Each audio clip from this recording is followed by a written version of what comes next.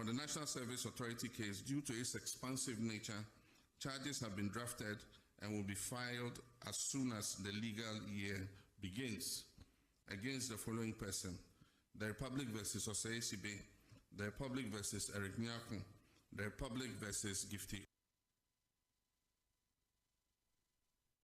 Omanhene Eka wana wadi dwirima ewo se yede wo mu ko gina ho na yede wo mu ekọ asемdi bia na etoto oma no titro the National Service Secretariat scandal ena edubu ahin so ensensem no na isi ade wo se nyame adom eba the former director of NSS and the deputies yabobo nipa be miense din a wo de prosecution will commence very soon.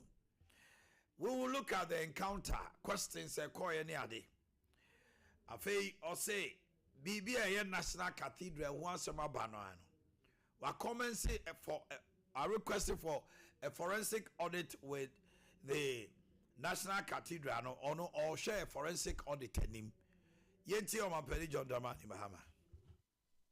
Cathedral, we are awaiting a forensic audit from the Auditor General. Additionally, charges have been drafted and are ready for filing in the case of Republic versus Wuntumi and Akunta Mining. The Economic and Organized Crime Office, EOCO, is finalizing its report with respect to Exim Bank transactions. Dockets are in preparation for the buffer stock case and the drip equipment case. Investigations are ongoing into the African Cup of Nations case, the Mats Set case, and approximately 20 other cases currently. Let me be clear, every single case of corruption that needs to be investigated is being looked into. And once evidence is found to ground the prosecution, that will happen and happen swiftly. Looking within, we launched a code of conduct for public officials with an insistence on strict compliance. Since my administration, not a single license has been issued to any company to mine in our forest reserves. Omanhene John Dramani Mahama. To formalize our commitment to 2462, to formalize our commitment to end mining in forest reserves. Let me be clear, since my administration resumed office, not a single license has been issued to any company to mine in our forest reserves. The repeal of LI 2462 is therefore intended just to crystallize in law what we have already demonstrated in practice, which is our commitment to protect these forest reserves. Okay, when it came to many complaining about the payment of high tariffs, Omanhene said the reason for high tariffs means a lot of people are not paying. John Dramani Mahama. Increase by 200 and something percent. That is going to allow them. The company says they're going to increase by 200 and something percent. Does not necessarily mean that PURC is going to allow them to do that. Now, I mean about Obusa ECG then also. The same for both utilities. ECG so I propose 200 and something percent, but I know interest PURC budget to say omuntimi ento electricity tariffs musa ombehwe enyoma eko electricity production mu to say fuel ne san nyoma ni na asana omahwe senior omo de tariff ne besi na MRP no at the frontier your tariffs akosro ne say nipa bebre entua enti wo hwe ECG say your commercial and technical losses are almost 42%. I just say of electricity almost ton, almost me edge and who akechia. Your mama say Ghana afford to do electricity. Kill and tia. Ya kwaba. Kill and tia do ECG. Omanhene say ye high tariffs no kire say bebre ntua omo ton Crawford use electricity so omo ntua ho ka anything am high tariffs no na ECG for so pay 225 225% increment It is a mitua 200 Ghana cedis here. Metua 445 Ghana cedis. See, I say, who the 100 is the electricity? The metua 200% there.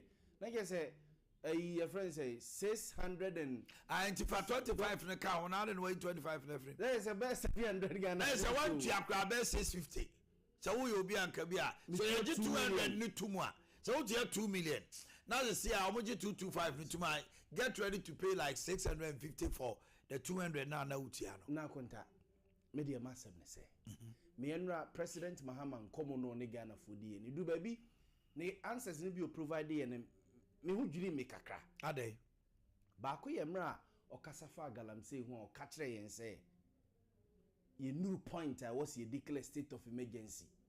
E wo ye nsuo e hona state of emergency kura no be declare age se okobo parliament amane ene process na o kire yen process ye be fam ami declare state of emergency akontamino mi unity kuro man say president edid mo friend say one emergency the call parliament enwumre anadwona na parliament atenam na ya approve sa the corona president you are talking about certificate of agency omudi ye bibie no say president oba ye akwa ba mienu akoso mo say president here bibia say ye bosia say ye de ade and the certificate of agency no ye to be recall the parliament mo mo ba e be sa de ne de ma and the president kire Ghana for processes a ye fema ansa na ye de akwa ko declare state of emergency ya we mami musa o that time be 8 months ago no nim say sa process ni ye fem ye de declare ya ana ka bi musa o senti and you know that state of emergency na omo opposition na omo pani ka ho na civil society na process we ni ho ana yaw LI 246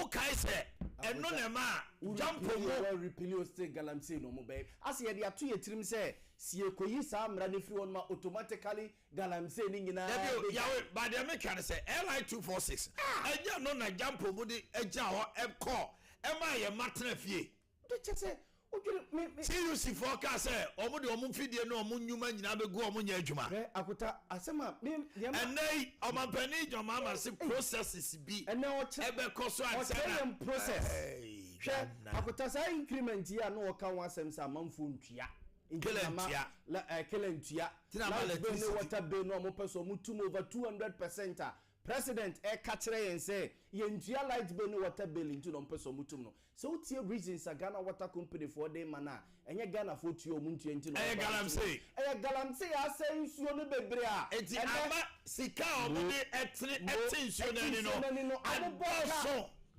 etinye Ghana for tuo muntua water bill into na Ghana Water Company Limited so ka semente brofo dia ka omo omode ma Ghana Water for dem ma ye no a omo say sekane no na omo de 100 cedis and the tissue na ni isi omo de 1000 mo that is the reason nothing more whether Ghana for tuo so muntua it doesn't come in the president meba kelentua ne electricity company of Ghana ye nyina gitum say government institutions agencies mo ka ho na mo bo electricity company from akuta me more another example so why are you making it look as a young residentials na yama tariffs akosro I tend to disagree with this excellence president say e dey briefing na ya na ministers and then the CEOs no other state agencies no omode mano na omode mano wi a e dey enquiries and o ye tax ben or the national security force so mo fa chire na mo nyahwe akota ti kromo a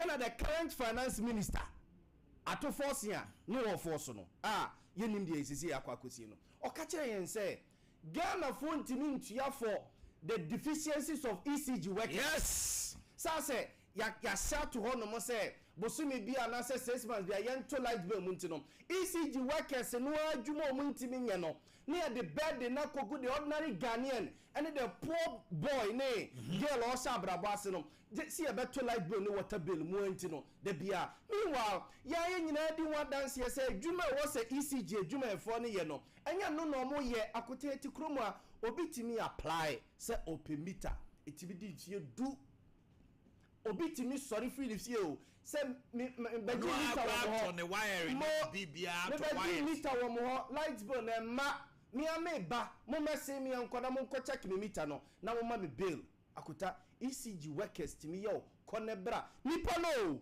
oh no sorry say the light bill e ma no able and willing to pay willing to pay onye say bi oso ntua o eti se wonya sa workers we na so omo te ho na omo nya omo adwuma ye na o finance minister nim I will say we cannot afford the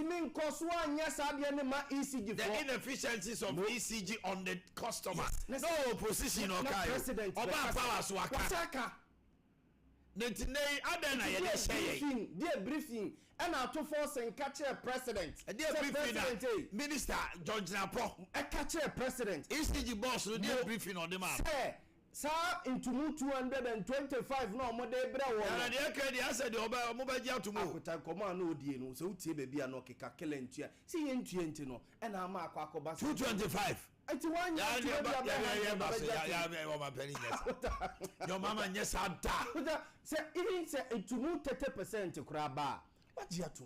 Meanwhile, o finance minister, meanwhile, energy minister, meanwhile, ECG boss are appointing and no. Opening say problems are from do no be dinner workers no omusunu and do no be so ya ban no who are buying also so no state agencies are muntuatu am light bill and put your muka bebre say mutua sa niam we nyina be free honum bebre na asa say ni nyina ba bebre na be to ye ye tia ye use kanea na kitinkete na asa odi wani sign odi kanea so TV odi kanea worst case scenario so odi kanea so air condition de bia na pusi ade ni nyina yenya kamafo yenya obi a wokoka bidi ama yen na ECG fo aba be chechire yeti kromasi ya PRC fo water company no hwan de akono water company aka che Ghana fo say yentua water bill Debbie what say galam say president okaje si yenuru baby a yebe declare state of emergency but I'm surprised anyway water areas akota no me udwiri me didn't Nanado tell them say me udwiri me state of emergency enuru ho omo si omo ntiase na abroso my back no tetia no Sam George catch there say ye pesi ye tu galam say within 3 days within 1 week president no se na ni abria memu on declare state of emergency wait till declare state of emergency na military they take over ye nka say omo take over the country o akota ba bia ye ensuo bia ai tene I said anase say taho I will be sisua was any enquire just these two places se nipa no oye ne galam say was as a person so a mama nye but be a ben nsuo and then won nsuo mu bia no let's fish them out akuta we ye adwuma and nansane ne join news today ade bi beto ho yaw excavators is you na najo to port and no president kasafa excavators no said the tracking and the be say okay na me na say omo de beto ho say Tamaport. Sesia ye excavators anajo de suom.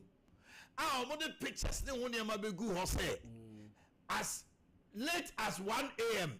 na excavators enam kwan so. Excavator enya de obetim de matches na de ashoboto. De omo be kan no. Port authorities no asad now 3 days ni. Omo timi ma bonten me ka say. Say enya no cry. Oh, I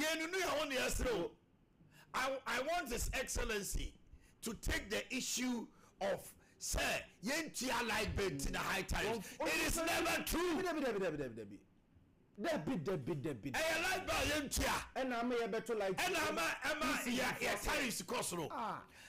It's reminiscent of a previous small car say you charge it. Your electricity your phones me sane 19 electricity cost no aso mampani your mama sagbe ka bio yes no we dia da braka Debbie say and nepa see two lights bill mo kill and ya can ya cost no Debbie say dubik buy a whole parliament no mo de ka say over 4 billion Ghana cedis. We would get 220. If that is a good term, Ghana Airport Company ministries Ubatuma Commission of Finance or no Gigiscaro. Now on the electricity car. Now electricity ministry of energy the electricity car. Any excavators na. Excavators. Now we say a private car. Yeah. When we a private car. Just say Obi akokra we yaba. The very reason a day a nema eba ye wuna mane ye sa excavators ni.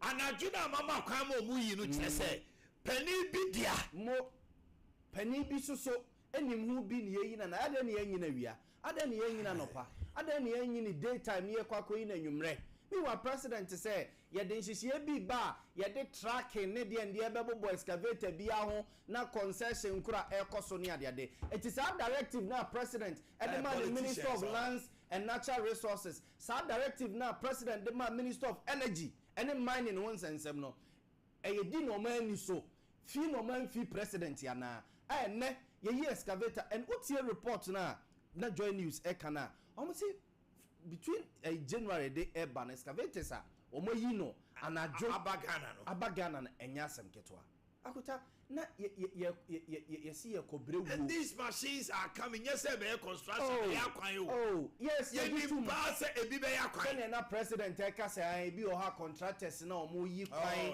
ene de ende ba konta contractor yi kwan no contractor obe yi kwan e be excavator anajo contractor yi kwan yi excavator wo yi na anajo wo de ye dey oh se ko vi job ko fa yi na ni contract okoye la ya jo shop okoyi the excavator na wa fa sa yi payload yi na egusu na ba anajo na o de be ba ade na anajo ma na se ma mo ka kire me de your excellency the answer you gave said the reason why amount for electricity tariffs any water cost no it is never true and it is never the case say you light bay and I be that be na aseye na wo no hwe ka mo DCG mo kano e dosopro mo tia ne na ECG me see do big buy o ma ehuri say institutions ni tia omo industries a Google tema e bi di cap 250 million electricity akuta industries asemi dubiki ya na ba ya wo ba ya se ECG ko cashless obeka ya o ka che se before so obeba na ECG agi be 200 million bibi that was about 400 ultimately they call 900 they call 1.2 they call 1 something kwa fe ofri hono no kika ko be 2 billion yes and na odiewu yes is dubiki kro ya no ba ya prepaid ye de kokoto light ni kogu ya de so no yes encrophobia ko change password o se de ndie ena encrophobia gibi gu o mu bottom ene ne tonia de no decide so okay ye be streamline ni nyina so be kaya ekofa problem bi by ma fe 1 month na after ye system no ebe ye okay takuta okomu a se ne da Ghana fo tirim se abaye adwuma ye nkukuru nso an ye twe na se no eno ne ye di gu ECG nti sa ban esiti amede bi akonta me kasa asemu yi se so be kaya PDS yes na issues wo ho but the man na PDS 1 year per no buy no hwe kwan a efficiency e de som Ghana for me dey me say minim kro omo PR department se omo PDS ba be bibia omo bo Ghana for man e be 1 week every single day no mo dey update ba aka 3 days aka 2 days ade e chia ye ba be say be na ECG omo be bibia da be no maka dana anajo ne de omo se dey release statement ye bedum ha se aduma se ayewi sa ne ne o customers edili sa na one o publics edili ye nyina PR no ye bi sa na wo se ye akutam de mi si ECG de wo se ma ye consistent wo ECG omo ne ma ho ena Nyankopon ya dom the current finance minister ena no to opposition a ohun se nya Ghana for to ye ntua light bill ena ma ECG problem. So what has changed with this 7 or 8 months? Osaba bem ya we repeat this ade ni bio current so finance we cannot minister afford to pay the inefficiencies of ECG. So why are we now Ade na finance minister enkobo president amane say enye light bill a Ghana for ntua na ECG entimi nya adwuma nemom ECG adwuma efo na and omo so aban no so e ka odo omo we Akota. Other than PDS buy there, now buying it here. A cow. No, or say to your my friends say PPs. I independent power producer. Independent power producer. IPP for almost say no. This so pe say. Energy sector recovery program are completely off track. Fixing the sectors require radical measures. High generational costs due to lack of competition and limited renewable capacity in the energy mix is a problem. High distribution and collection losses at ECG. High distribution and collection losses at ECG is also a problem. Currently, only 62% of total energy purchased by ECG is collected.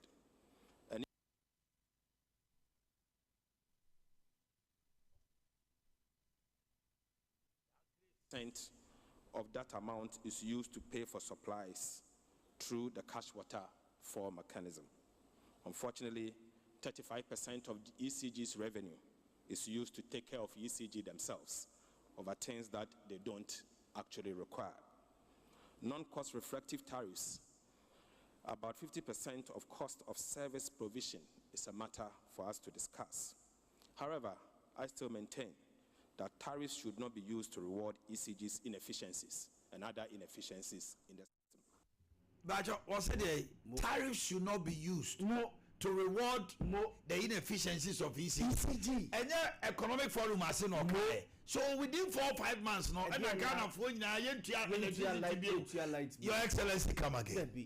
Oman pennies abrebu because nipa ojiji usika or sika no so na ekasa no ekasa asemwe ankase Ghana afford or 65% no mutimi jeje never 35% no ECG for the year niema wo mo akra no wa hwema wo se wo mu hia akota yeti kroma na ECG for koto moto so the police for police petrol Ghana for bisa say ECG 500 motors no that's not police for more no me do my well you see you said to yes omo pet transformers 500 moto 500 na meter so to okroma manfo per meter no munya bi ba ECG enya sika say ye de bia koto moto 500 moto ba ku bia kra 12,000 500 moto na asem je to a so manya sika omu hu omo mfanye Omanhene anopay we yet obaye uniama nyira de dadi mo de agabraka president debi yeah ma kwa ma onfa we ntuaso we de kill and tia for your dear huni over the years we definitely there are illegal connection it is true but entisakane no ene no omo kwa so ye measures bi aye so stringent mo yes and man kwa wa hia ufie kura besi ebi mo eye ewo ho and akota young man young girl bia ope den ha bia busa se ope ono ani meter obi e pe ono ani meter and if you rafo a single room a 1 meter bo ho obi meter ma no because ade no na ta de ntoko ba fie pa your excellency we dey kilantia president we dey kilantia emfa me shey emfa me shey Ghana for emfa kasa yentia la beta and ama tariffs we dey debi dey tosu me no ba Ghana water for say galamsey na asay won suo no and ama omo tinsuo na ni a eka omo bo eno na omo pe omo ankasa yentia water bill omo ankasa kilantia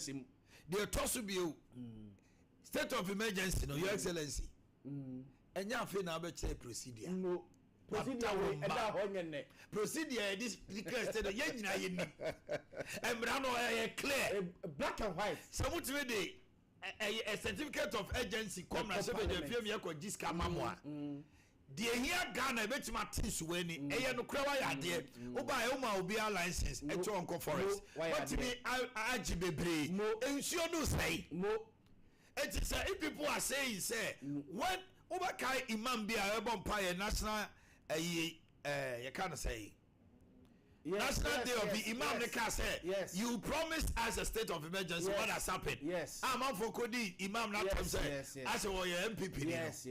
Okay, said, you said you would declare state of emergency. Yeah, I would say, I saw you follow the home with Kunkum Nipa. The Echoes were man son and one when you know, galamsey concession ye bedi bi yesu se bedi bi ayam and yesu bedi bi any apedi o sakota si amfie na the question is the fight for galamsey no lands minister meche edruhi can they say they are winning akuta you see me te say no president ka che say blue water gas for no what the 1,000 be sa be ka ho amomo na me dey akuta blue water gas no first 1,000 no moko na kosi say what is the report blue water gas father ya mo ma ba no aba galamsey for no tio na hia akuta me na me kan say me say ye di soldier for the AK-47 kwa anya yo ya kire wo mu house tutu ya kire soldier ni say akuta anya ye blue water for kwa ye nchi ya wa so obi nsem so wonko gina nzuo no ho nchi ya wo ene na betima yeye o ka ni pa Ghana akuta me ada last minister Reka say LI 246 they are not out repealing it but they are going to do amendment after that Ghana komo oh enika Ghana komo enika o dey page mo Ketiamo see MPP flag bearer race no enya sika no dey won ka ba o me hia for party no na me Oscar Ketiamo yeah because for no mo he asama me pesa me kana no aye me wo we na mpo twa de edi twa yeah pesika 1990s na ansa na yete ya party na ye sika no e de ye be edu point be 2000 election 1999 no ni ye ni kapreba Meme to see why you call baby, you ever call pesika, MPP, a party, Yadia buy winning machine. No, sad dependent no more dead was kind of no money baby. No one more cap ready. Yadia, you two saquano, Monte say ye gay, I do more gather has a.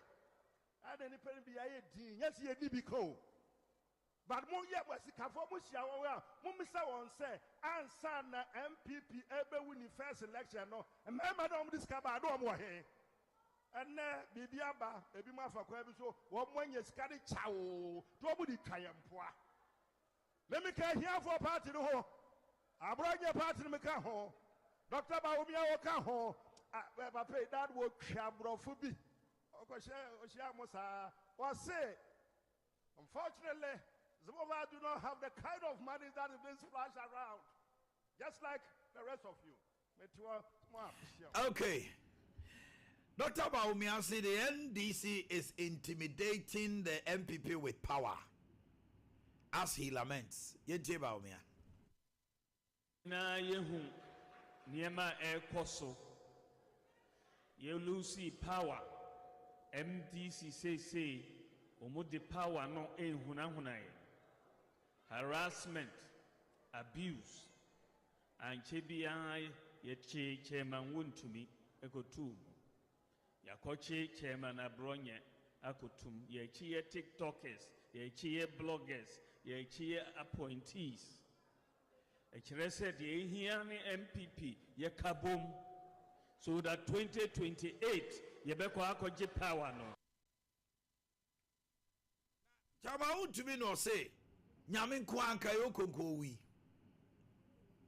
o da ono ma bo wansa ne nananom samanfo na ato santre na omoba na busuafo awu nyina ba na just o mo frɛ no sɛ besere me enko eko nyamin kwa o chama untumi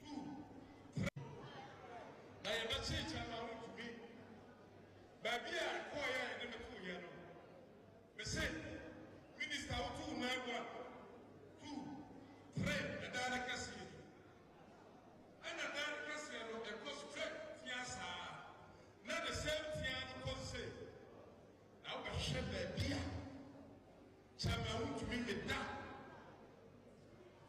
and nearly that we see am in kwa ka me wi na obia no say I'm telling you obia say who a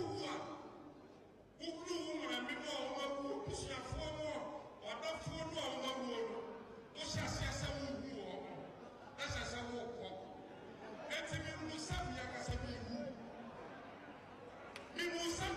wo ba bi e ka ka ko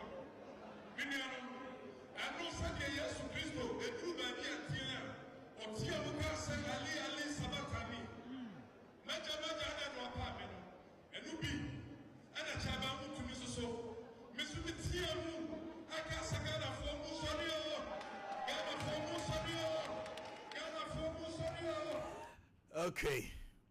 We are bra. The former vice president. Yeah, a bit of it na yempejemuna. I would want to be said na oyede owu. What's in a saman for? Then I know saman for no to Santoni. Or yes, for Catania no moba.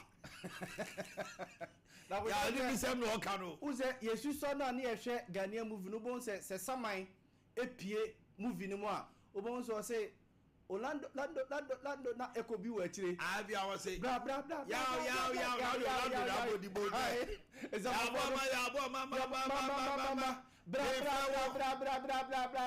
Blah. Movie back could be pioneer friend.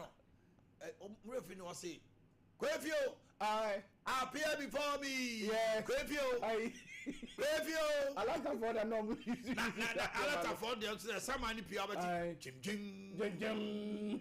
And that's what to me not this sounds three. What do you say? No, nobody did. What do you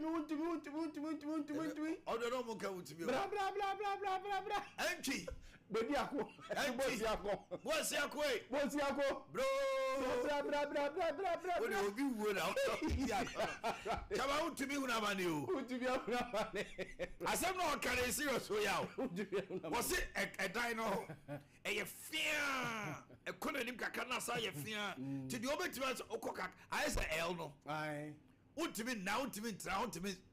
It's in a Kotayajo freedom, dear fluence. So, Tini Ajo freedom, dear. Wake up, come. Also, about me, no. Also, more case. Say, NDC phone, I brought your sim. No. The original chairman Bakusim. The original chairman Bakusim. So, Obesu, sir, Abana is hit 30. It's his to ban. It's his to ban. Happy birthday, Yabo. Akuta, thank you. And your birthday. Akuta, thank you. Allah. Akuta, thank you. And no action, we can say. Akuta, me pese mi chimeko. Oh, mi chimeko. Na me chenche nam. Na me todo kono. Edi mai. Ti me ko shrawa na. Me ko shrawa. Tos kakra be o. Me tos kakra. Na be. Ti mi chimeko me sikuku anye na yenkodi meko anu we kira ha. Kukwa pictures with you. So I man found the old pictures now, but this is the picture. Yes. This is your brother. Ubani morning crying why you fetch and say. I don't know we asa. Kukwa de nani brimi wa kwenta. One the ya grace dia kwaswa so mu. Oh, yaw. Akwenta ne me team. Wait, that picture will be kai pao. Aye. That time now bem. They said they want bem. Allah. Now I was on my way. On your way to the track. Kukwa wo ya kwa. But you also could chimeko my. It's a ne akwenta be chimeko. Mechimeko. Show. Oh, and you for twice. Akuta last year you one na udi dance here send here eja S5. Show. Ya me ye show ma wo mu kama and no me ana me ye ho adwuma. Nakuta what asema eja ka? Eja say. Sante hima ye no. Aye. Eja S5 pap. Aye. SA.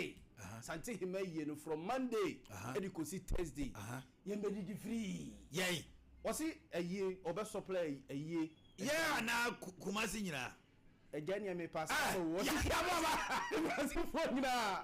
Also, every day we provided 500 packs of Ediane. Starting Sunday and Monday. Just Sunday, the account the Ankaboka, Debbie. Again, for Monday. It's a free Monday, copy Thursday. A free Monday, copy Thursday. Every day, 500 packs. 500 packs again. Wow, we do Aqua Jody. S5. S5, free. Or send the service or the some Santa Minor. The service or the some new rack. Say every day from Monday to Thursday. On Friday, Bishop. So my name can giant fat. And over here we can 500 a day. 500 packs. And the sound so doors even one pack of crowd to me. Master, until the announcement free next week. Now a lunch or say a lunch. Hey, Pacho, so buy 20 something. Or reserve my 480. Yes, I'll be just. Olanda Trust, what they are going to say, what I saw.